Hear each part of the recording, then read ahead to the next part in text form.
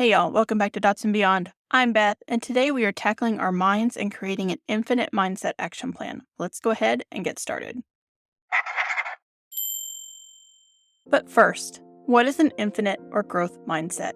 A growth mindset, developed by psychologist Carol Dweck, is the belief that our abilities, intelligence, and talents can be developed and improved over time through dedication, hard work, and learning. Individuals with a growth mindset embrace challenges, persist through setbacks, and see effort as a pathway to mastery. I know that sounds super clinical.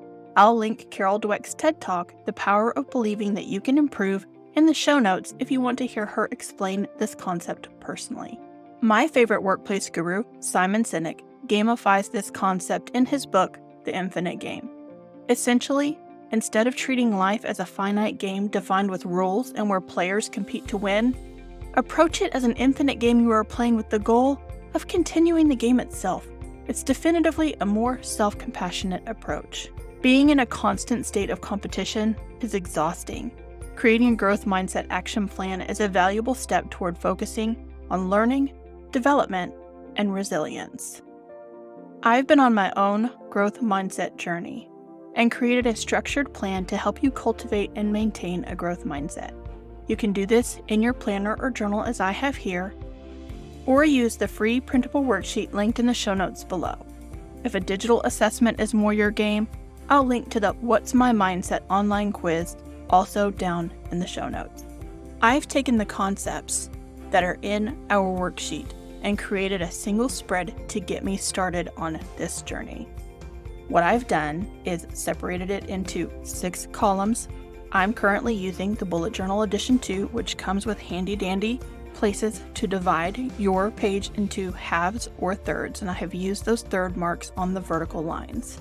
For the horizontal lines, I have separated it into 5 sections. The top is for headers, and then 4 areas where I need to work on a growth mindset. I have an idea for another one that I want to put here, but that's going to be even more deeply personal than some of these others that I am sharing. And then we have the first 5 of our growth development steps. Steps 6, 7, and 8 are for your future self. So we're going to go over these steps today. The first thing we're going to do is a self-awareness assessment. This is the hard part because it forces us to be honest with ourselves. Identify and write down fixed mindset beliefs you may hold. These are beliefs that suggest abilities and intelligence are innate and unchangeable. General examples of a fixed mindset are: I'm not good enough. I can't do this. I don't want to risk it. I shouldn't have to try so hard. It's not my fault. I will probably fail. Take these generalizations and make them specific to you. For example, I live with bipolar disorder, which can affect how family and friends interact with me during periods when it's natural for me to have strong emotions.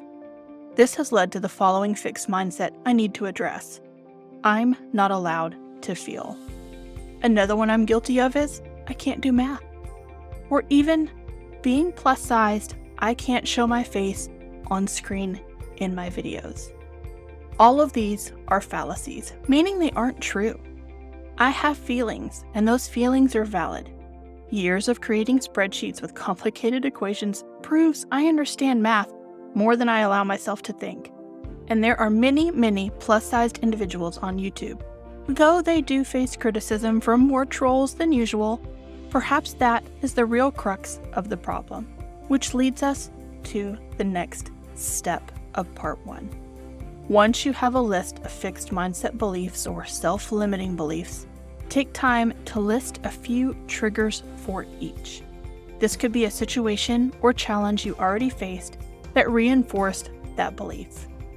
Other examples are receiving negative feedback or criticism, especially when it challenges one's competence, facing a difficult challenge, constantly comparing oneself to others, particularly when others are perceived as more successful or talented, setbacks and failures, believing that effort is a sign of weakness or a lack of inherent talent, the fear of being judged by others.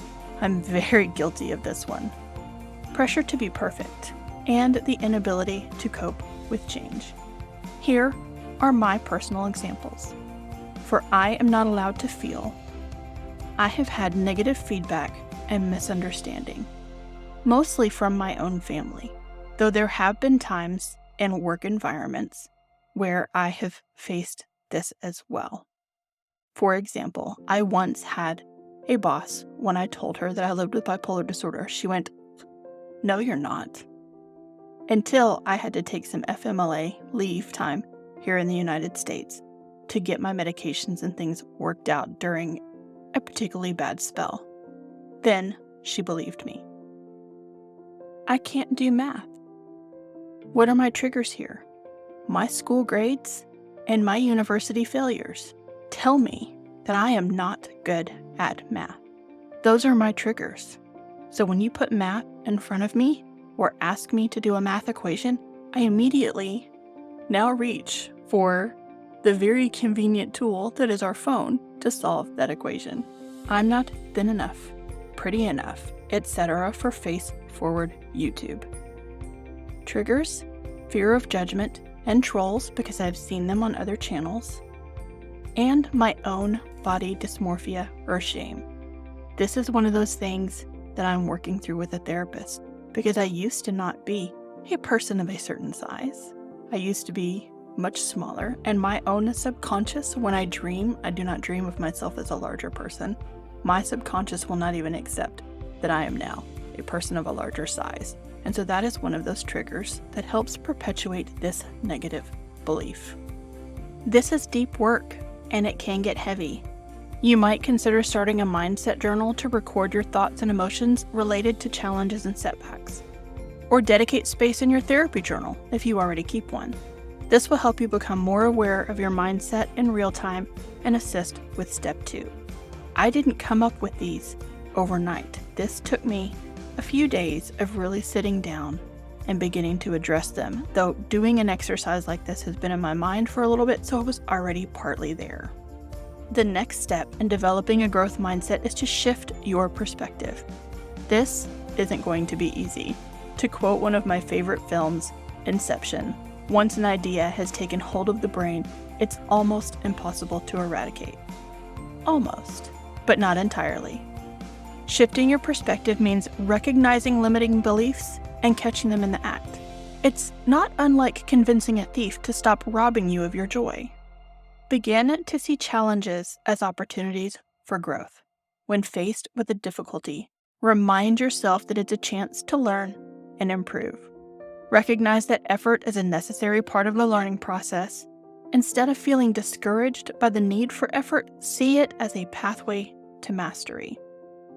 Daniel Coyle, author of The Talent Code, Greatness Isn't Born, It's Grown, Here's How, states the only way you can increase your intelligence is to make mistakes, fail, and learn like crazy. When you encounter setbacks or failures, analyze them objectively. What can you learn from these experiences? How can you adjust your approach next time? Here are my perspective shifts for my self-limiting beliefs from my personal self-assessment and my triggers. 4, I am not allowed to feel. I need to validate my own emotions, and I need to communicate with family and friends on the difference between when I am naturally feeling emotions, even if they are high or low, that some of those are natural, and then what the triggers are for a manic phase or a depression phase, and how that wording manifests itself differently within me. My perspective shift for I can't do math. I need to recognize it may take longer, but I can do it. And I can probably do it faster in Excel, because what I've learned over the years, as I mentioned earlier, is that I know enough about math to write a pretty kick-ass formula and get Excel to do it for me. If I knew nothing about math, I would not be able to do that. My perspective shift on I'm not pretty enough, thin enough, that whole concept is that individuality is beautiful. The diversity of body types is beautiful, and I can share distinct ideas and perspectives as someone who was once thin and who is now not thin. but that doesn't make me any less of a person. Step 3 is then to develop a growth mindset language. We all talk to ourselves. What are you saying? Odds are there is some negative self-talk niggling in your noggin somewhere. Our developer of this system, Carol Dweck, said, in a growth mindset, challenges are exciting rather than threatening. So rather than think, oh, I'm going to reveal my weaknesses, you say, wow, here's a chance to grow. Challenge and replace negative self-talk with growth-oriented statements. Be mindful of the words you use when you're talking to yourself. Create and regularly use positive affirmations that reinforce a growth mindset. For example, I can learn and improve with effort. You could even create a positive personal manifesto. When providing feedback or praising yourself, focus on efforts and the strategies employed rather than innate talent. Encourage a process-oriented mindset. Here's my self-3 for growth self-talk. Here I've written, my mental illness does not invalidate my emotions. For math, how would I solve this on a spreadsheet? If I can't do it in my head, how would I put it into a spreadsheet to solve that? And for number 3, my value goes beyond my appearance. I am learning to love myself. And it is okay to recognize that as an ongoing process. In step 4, we recognize the need for continuous learning. While this methodology, or the worksheet you can download, can get you started, overcoming self-limiting mindsets and implementing growth ones instead doesn't happen overnight. Establish clear and specific learning goals for yourself. These could be related to personal or professional development. Actively seek feedback from others to learn and grow. Constructive criticism is a valuable tool for improvement. Embrace change and be adaptable. Cultivate the mindset that you can adapt to new situations and challenges. For my continuous learning, here I have put down therapy. It is an important part of my continuous learning process as someone who lives with bipolar disorder and whose feelings might seem misaligned to others. I also need to keep up with up-to-date literature regarding my disorder. It has changed drastically what we know about bipolar disorder since I was diagnosed 25 years ago. And a communication plan. I need to come up with a plan to effectively communicate with some family members. Again, the difference between my bipolar emotions and my normal human emotions. For math, I need to find a way to connect math to the real world. Use technology tools. Maybe, for me, just to speed up some of my math processes, I can even go online and take some kid games that are designed to help with that learning. And in regards to forward-facing YouTube, I can record for personal use, I can use positive visualization techniques, and I can remember that I have editing control of what is seen on the screen. Now let's move on to step 5, and I want you to cultivate a growth environment. What does that mean? If you are anything like me, your physical environment has a big impact on your mental health. One of my personal growth mindsets is to reframe housework as a gift to my future self. Without it, I am a terrible housekeeper and I spiral when things get out of control. Organize your environment to be conducive to learning and growth. This might include access to resources, inspiring visuals, or a clutter-free space. People are also a big part of our environment. Connect with individuals who share a growth mindset. Engage in discussions and collaborations that promote learning. The most difficult part of a growth environment is choosing to remove not only things, but also people who hinder this growth. This is the last step that I have put in my plan in my bullet journal.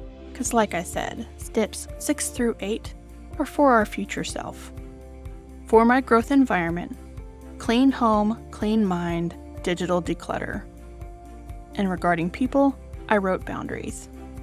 For math, I wrote engage in online discussions with other adult learners who also feel this way about math. And for forward-facing YouTube, I wrote developing a supportive community, that's y'all, and being able to block without shame if we do have trolls that come into this community. We're going to go over steps 6 through 8 fairly quickly. Step 6 is one of the most difficult, and that's practicing resilience. A friend consistently refers to me as the strongest person she knows. This used to be one of my triggers. True, I have overcome a lot in my adulthood, but I don't necessarily feel strong. Honestly, I just feel tired most of the time. Reframing that intended compliment from strength to resilience has given me a different perspective. What can you do? Embrace failure as a stepping stone. Instead of fearing it, see it as a natural part of the learning process. Failure provides valuable lessons for future success. Maintain perspective. When faced with adversity, remind yourself of the bigger picture. Temporary setbacks do not define your capabilities or potential. Any good plan needs a period of reflection, and step 7 is to review your plan regularly. Look at your progress, celebrate achievements, and identify areas for improvement. Be willing to adjust your action plan as needed. Growth mindset development is ongoing, and your strategies may evolve over time. Step 8 is an easy one. Share and inspire. This video is a little different for me, but I'm on this growth mindset journey, and this is my part of step 8. Inspire others by sharing your growth mindset journey, challenges, and successes. Encourage friends, families, colleagues to adopt a growth mindset. Demonstrate your commitment to growth by consistently applying growth mindset principles in your daily life and pursuits. Growth is actually contagious. So if you want to reach your goals, you've got to get around people who are going in the same direction you want to be going, and you will catch the success.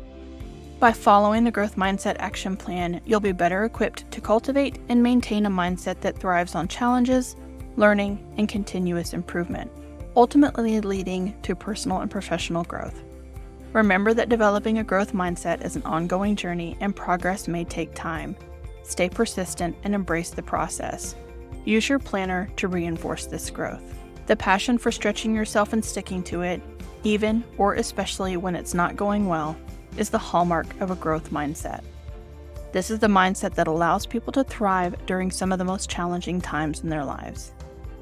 Thank you for coming on this growth journey with me. You can download our Developing a Growth Mindset workbook from the show notes for free. If you like this video, please give it a thumbs up. Subscribe for more planning content and beyond coming your way soon, and I will see you in the next one.